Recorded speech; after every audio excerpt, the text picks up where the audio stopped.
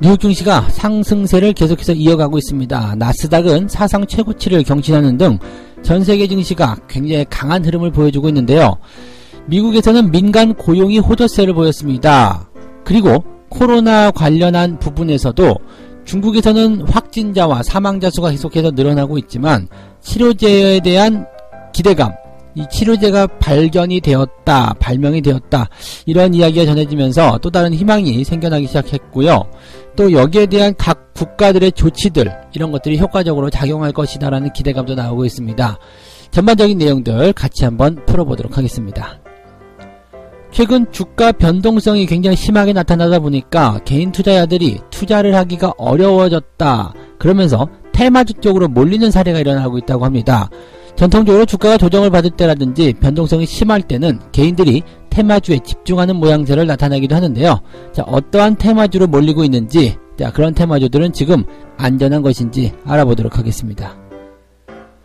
완전히 충전된 2차 전지 관련주들 해가지고 최근에 2차 전지 관련주들이 굉장히 뜨거운 모습인데요. 테슬라를 따라서 상승세를 보여주고 있다고 합니다. 테슬라의 주가가 최근에 강한 상승을 보임에 따른 그런 부분이 아닌가 생각되는데, 하지만 테슬라의 주가가 다시 폭락 반전을 하게 되면서 이제 상황이 또다시 뒤집어질 수 있다는 우려감도 나타나고 있습니다. 여기에 대한 이야기들 같이 알아보도록 하겠습니다.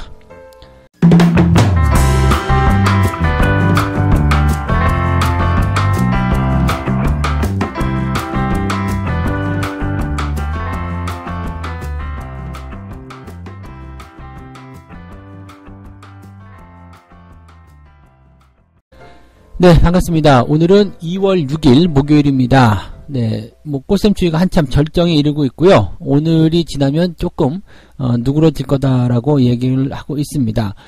갑자기 또 추워진 날씨에 여러 가지로 또 심란하실 거라 생각하는데요. 중국 쪽에서는 이 신종 코로나 바이러스 관련한 부분에서의 확진 환자들이 2만 명을 넘어섰고 사망자도 훌쩍 넘어서는 굉장히 많이 늘어나는 그런 모습이 좀 나타나고 있습니다. 현재과 같은 상황이라면은 바이러스가 계속 확산이 되고 있는 상태이기 때문에 불안감이 계속 커지고 있다 이렇게 생각할 수밖에 없겠는데, 그럼에도 불구하고 시장은 계속해서 상승 흐름을 보이고 있습니다. 도대체 어떠한 일들이 벌어지고 있는지 알아보도록 하겠습니다.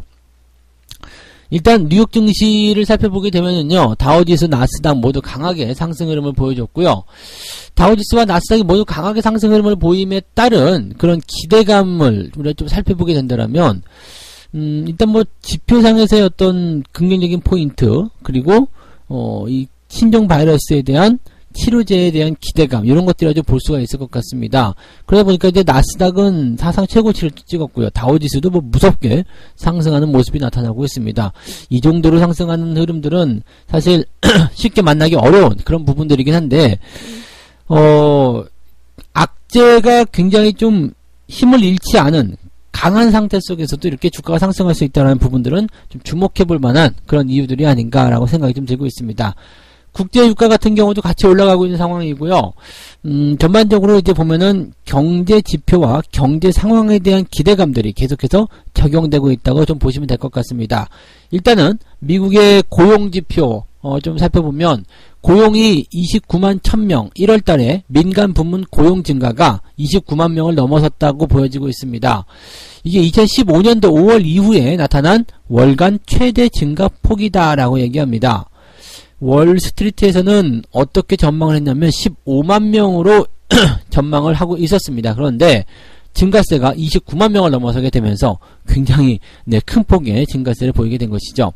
이렇게 고용이 탄탄하게 된다면 미국 경제는 탄탄한 버팀목을 통해서 계속적으로 상승하게 될 것이다. 이런 전망이 나오고 있는 거죠. 고용이 증가하게 되면 일단 일자리를 찾은 사람들이 늘어나게 되고 소득이 증가하게 되고 소비가 증가하게 되는 그런 상황으로 이어진다. 이렇게 보시면 되는 겁니다. 네. 자, 전체적으로 보면 이제 이 기업들의 포인트들은 나쁘지 않았다. 경제지표도 나쁘지 않았다. 이렇게 되어 있는 상태인데요. 지금의 상태에 봐서는 경제적인 이유로 인해서 주가가 하락할 것이다라고 보기는 좀 어렵겠죠. 그래서 주가가 올라가는 곳에 어느 정도 고개를 끄덕여 줄 수 있는 그런 상황인 것 같습니다. 그런데 지금은 이제 가장 강력한 시장의 호재가 시장에 악재가 나타나 있는 상태죠. 어떤 악재냐면 신종 코로나와 관련된 부분들입니다. 시장에서 이런 가장 강력하다고 볼 수 있는 악재, 전염병과 관련된 악재가 지금 뭐 한풀 꺾였느냐 아니면 없어졌느냐 그런 것이 아니라 계속해서 감염자와 사망자 수가 늘어나고 있다. 이 부분은 지금 굉장히 좀 부담스럽고 위험한 뉴스거든요. 그런데 여기서 이제 한 가지 좋은 소식이 나온 것은 뭐냐면 치료제가 나올 수 있다. 이 얘기입니다. 치료제. 바이러스에 대한 치료제가 나오면 이제 바이러스는 끝나는 거거든요. 그럼 감염에 대한 부분들도 이제 한풀 꺾이게 되는 거고요. 그런 부분들인데 어떤 내용이냐고 좀 살펴보게 되면 중국과 영국에서는 신종 코로나 치료제 개발에 돌파구가 마련됐다는 소식이 전해졌다. 유럽 증시도 지금 그때에서 굉장히 강하게 올라섰는데 중국 글로벌 TV 네트워크 CGTN이라는 방송사에서 중국 연구진이 시험관 세포 실험을 실시한 결과 아비돌과 다루나비르라는 이 두 가지 신약이 코로나 바이러스 억제 제로의 효과를 나타냈다라고 보도를 했다고 합니다. 또 영국에서도 연구진이 통상 2에서 3년 정도 걸리는 코로나 바이러스의 백신 개발 기간을 14일로 단축을 했고 이르면 다음 주에 동물 실험을 시작하고 연구 지원금이 확보되면 여름에는 임상 시험도 가능할 것이다라는 보도가 나왔다고 합니다. 물론 이제 WHO에서는 이번 보도와 관련해서 신종 코로나를 치료하는 획기적인 약물은 아직 알려지지 않았다. 그러니까 근본적으로 또 이것이 획기적인 치료제입니다라고 딱 밝혀진 건 없어요. 그러니까 과거에 이제 신종 플루가 일어났을 때 타미플루라든지 이런 걸 먹으면 낫는다 이렇게 되는 것처럼 확정적인 어떤 그런 약물이 개발되지 않았다. 하지만 이런 것들이 어느 정도 성과를 내고 있다. 치료제가 곧 나올 것이다 라는 기대감들은 충분히 가질 수 있는 그런 상태가 되었다라고 보시면 되겠죠. 그래서 이 치료제만 일단 발견되게 된다라면 요 전염병은 끝나는 거죠. 그래서 지금은 이제 확진자들이 계속 늘어나고 있는 상태고 지금의 확진자들과 사망자들 같은 경우는 사실 중국 당국이 공격적으로 이제 도시를 폐쇄한다거나 이런 봉쇄령이 들어가지 않았었던 그런 상태에서 늘어난 확진자라고 좀 볼 수 있기 때문에 이제 어느 정도 기간이 지나게 된다라면은 이제 확진자 수는 점점 줄어들게 될 것이다라고 얘기가 되고 있습니다. 우리 질병관리본부에서도 이제 2월 6일이라는 즉 오늘이죠. 오늘이라는 이 시간적인 부분들을 놓고서 뭐라고 얘기하고 있느냐면 이제 중국이 봉쇄령이 들어간 게 1월 23일이고 그로부터 2주일이 지난 시점이기 때문에 이론적으로는 오늘부터 시작해서 감염자의 확진자 수는 점점 줄어들어야 될 것이 맞는 것이다 라고 얘기를 하고 있다고 합니다. 즉 잠복기가 지나는 그 시기죠. 그래서 중국 같은 경우도 이제 확진자들이 이제 늘어나는 속도는 점점 줄어들게 되지 않겠느냐라는 이야기를 지금 해보고 있는 상황인데 사실 2차 감염이나 3차 감염으로 갈수록 이게 감염체의 어떤 그 강도가 점점 약해지는 것은 사실이기 때문에 이제 시간이 지남에 따라서 계속적으로 완화되는 그런 상황이 보여지지 않겠는가라고 판단되고 있습니다. 국내에서도 지금 확진자는 계속 늘어나고 있죠. 지금 19번째 확진자까지 나온 상태입니다. 그래서 국내에서도 이제 신종 코로나 확진자 수가 계속 늘어나고 있는 상태이긴 한데 일단은 감염병에 걸린 사람들과 같은 동선에 있었던 사람들이 계속해서 늘어나고 있는 상태이기도 하고요. 추가적으로 이런 사람들은 격리 조치가 되고 있기 때문에 여기서 이제 확진자 수는 늘어날 수 있겠지만 더 이상 퍼져나가는 그런 형태의 포인트는 만들어지지 않을 것이다 라고 일단 되고 있는 거죠. 조금 더 이제 깊숙이 밀착해서 이제 관리를 받으면 좋겠습니다만 모든 사람들의 동선을 다 감시할 수 없는 것은 사실이 아니겠습니까? 그래서 그런 부분들이 일단 있는데요. 어쨌든 앞서서 말씀드린 것처럼 2월 6일을 기준으로 해서 확진자에 대한 부분들이 조금 줄어들 수 있지 않겠느냐라는 기대감도 좀 가지고 있고요. 그 다음에 두 번째 환자죠. 확진 두 번째 환자가 퇴원을 했어요. 완치를 통해서 퇴원을 했고요. 현재 특별한 어떤 약물을 사용했던 것은 아니고요. 항바이러스제의 투여 3일째부터 흉부 엑스레이 상에서 호전 소견을 보였다. 그래서 이제 폐렴과 관련된 증상이 없어졌다. 발열 이것도 없어졌다. 그렇게 되면서 바이러스 검사를 2회 이상 진행을 했는데 바이러스가 검출되지 않는 음성 판정을 받았다. 그렇게 됐기 때문에 이제 퇴원을 결정했다고 한 거죠. 완전히 완치가 됐기 때문에. 그리고 이 사람 같은 경우는 이제 타인으로 이제 그 감염을 시키는 그런 위험은 아예 없다라고 얘기가 나타났기 때문에, 자, 그렇다면 확진이 되더라도 항바이러스제와 이런 관리를, 집중 관리를 통해서 충분히 극복할 수 있는 내용이 될 수도 있겠다. 특별하게 치료제가 나오지 않더라도 이 부분은 완화될 수 있겠다. 즉, 새로운 감염에 대한 부분만 없다라면 이 신종 코로나에 대한 위험은 이제 점차적으로 줄어들게 될 것이다 라고 볼 수가 있는 거죠.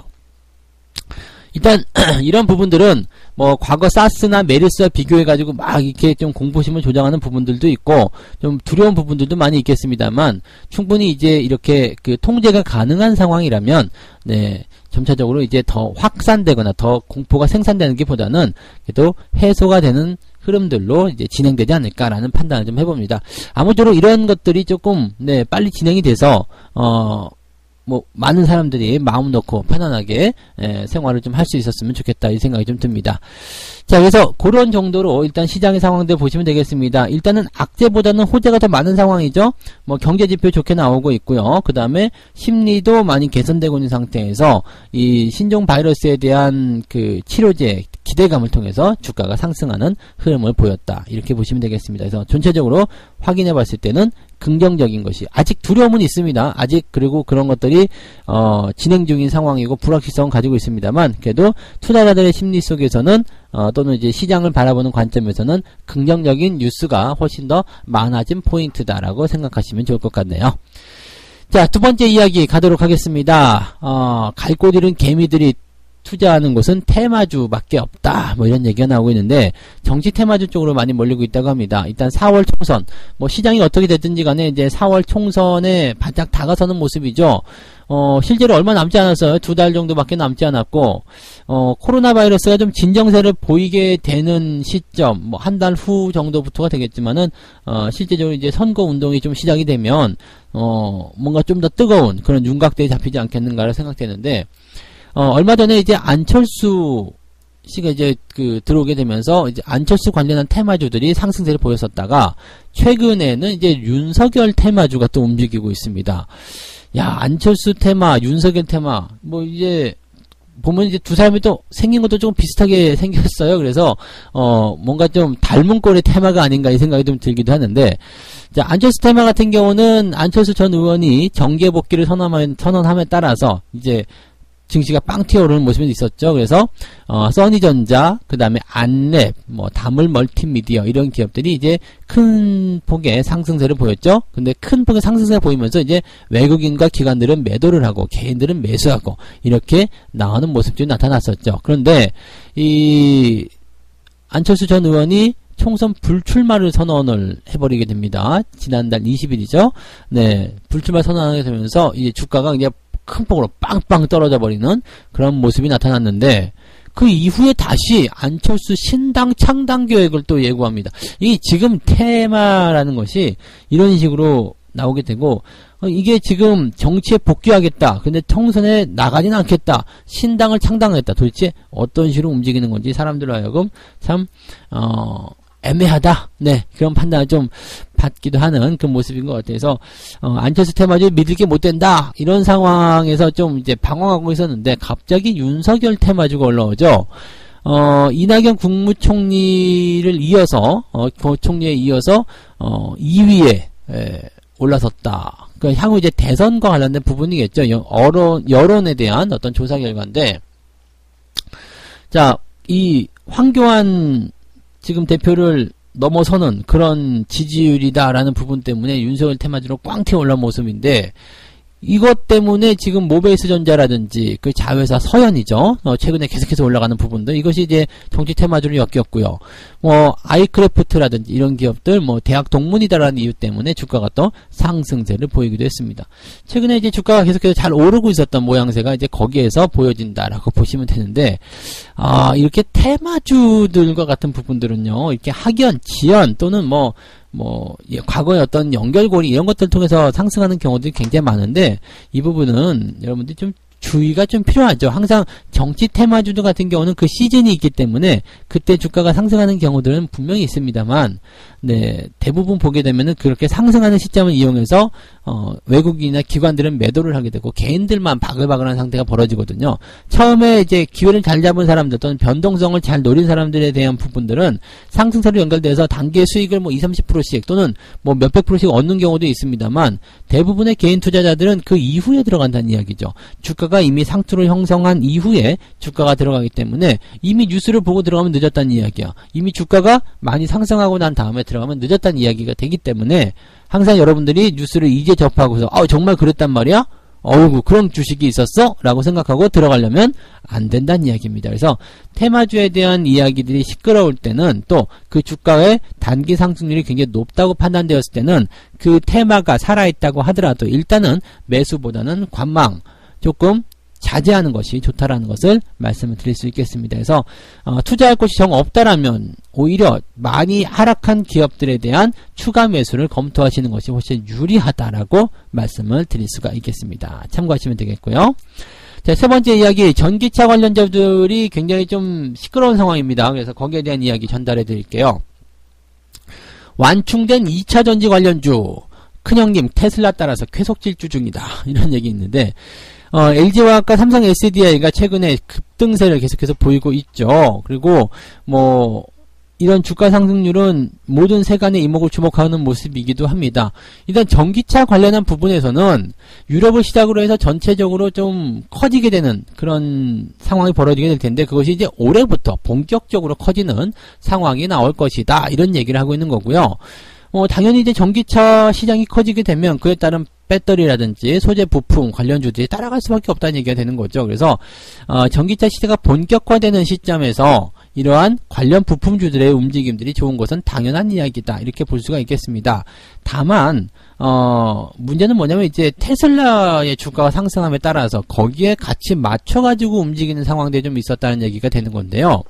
우리나라 2차 전지 관련주들 같은 경우는 LG화학, 삼성 SDI, 이것이 대표적이고요. 그 다음에, 소재 부품 관련한 부분에서는 PNT라든지 사막 콘덴서, PNE 솔루션 등등 여러 종목군들이 있을 겁니다. 그런데, 이런 기업들의 상승이 이런 전기차 시장의 어떤 확대, 그 다음에 실질적인 수주 증가, 실적 증가, 이런 쪽이 지금 당장 나온 것은 아니고요. 그냥 테슬라의 주가 급등 소식 때문이다라고 되어 있는 경우가 많을 것 같습니다. 이 연결고리 때문에 움직였다고 볼 수가 있을 것 같은데, 문제는 이제 테슬라의 이 합작법인이 전기차 배터리 사업에서 첫 흑자를 냈다는 소식이 좀 있었고요. 그 다음에 최근에 발표했었던 테슬라의 좋은 실적, 그 다음에 증권가의 목표 주가 상향, 이것이 나타나면서 주가가 한 20%씩 올라가기도 하고요. 굉장히 강한 상승을 보여줬단 말이에요.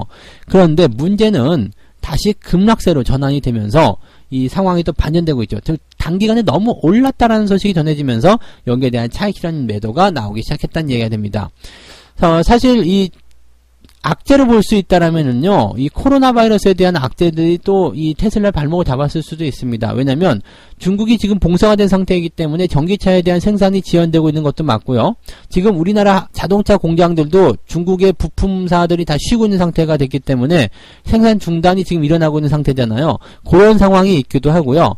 또 납품 자체가 지금 이루어지지 않고 있는 상태죠. 중국에 문이 걸려있는 상태이기 때문에 전기차를 만들어서 그쪽으로 실어 나갈 수가 없는 상태, 이런 식의 포인트들이 나오고 있단 말이에요. 그러니까 실제로 생각했었던 것보다는 그렇게 대단한 어떤 상승을 연결할 만한 그런 건덕지는 아직은 없다. 네, 이렇게 보셔도 괜찮은 거죠. 그래서 국내 증시 같은 경우는 테슬라의 어떤 주가 상승 때문에 그렇게 전기차 관련주들이 주목을 받고 상승을 했었다라면 이런 몰이를 할 수 있는 부분들은 조금 주의가 필요하지 않겠는가라고 생각이 됩니다. 물론 전기차 시장은 앞으로 계속 커질 것은 확실하다 보시면 되겠습니다. 왜냐면 앞으로 계속 전기차 시장은 커져갈 수밖에 없는 상황이고요. 유럽이라든지 특히 중국 같은 경우는 환경오염과 관련된 부분 때문에 전기차 육성을 아주 가장 첫 번째 과제로 놓고 있기도 하고, 또 한 가지 본다라면은 중국이 가장 큰 시장이기 때문에 이 전기차 시장에서의 선두권을 유지하고 싶은 상황을 가지고 있단 말이에요. 그래서 지난번에 보시면은 반도체 굴기가 안 되기 때문에 2차 전지와 같은 이런 쪽에서의 어떤 패권을 장악하고자 하는 움직임이 있었습니다. 그래서 상당히 많은 투자를 지금 중국이 진행하고 있는 상태이기 때문에 시장은 커질 것이다라고 보시면 되는 거죠. 다만 이렇게 테마성 재료를 통해서 단기간에 상승하는 부분은 그다지 좋은 소식은 아니다라고 보셔야 되는 거죠. 일단 주가들이 계속 올라가고 있는 상태고 흐름 자체도 좋아져 있기 때문에 뭐 부정적으로 보실 필요는 없겠습니다. 그리고 뭐 일단 테슬라에 대한 어떤 부분들은 비정상적인 상승이었기 때문에 단기적 조정이 들어갔다고 볼 수 있겠고요.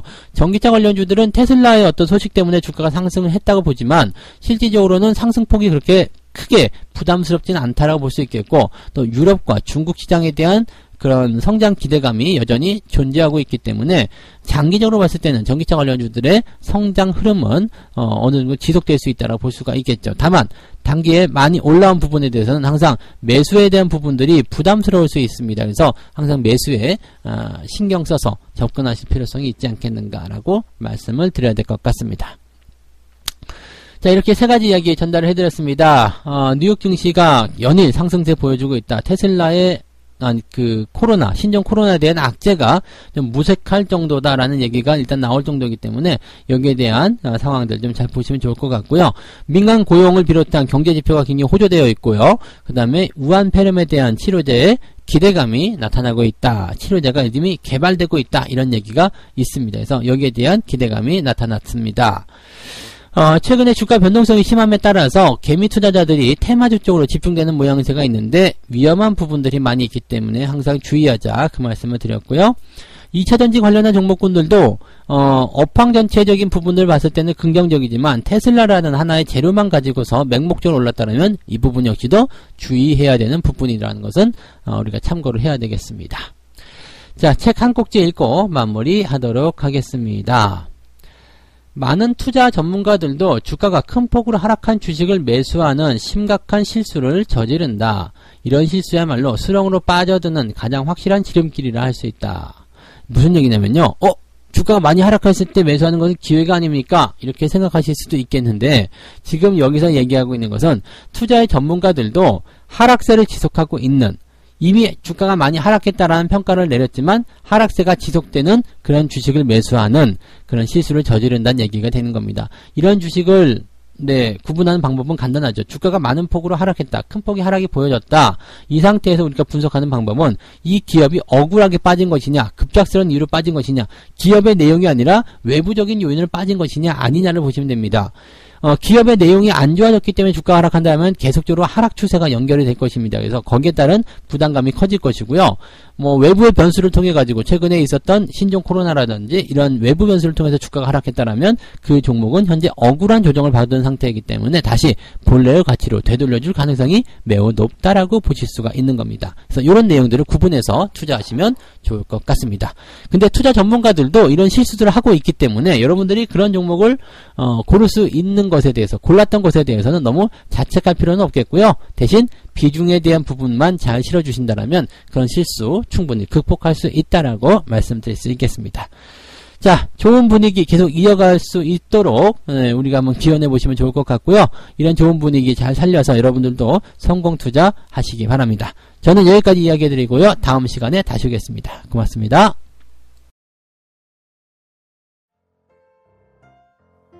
본 방송에서 제공되는 모든 정보는 투자 판단의 참고 자료이며 투자의 최종 책임은 본 방송을 이용하는 본인에게 있습니다.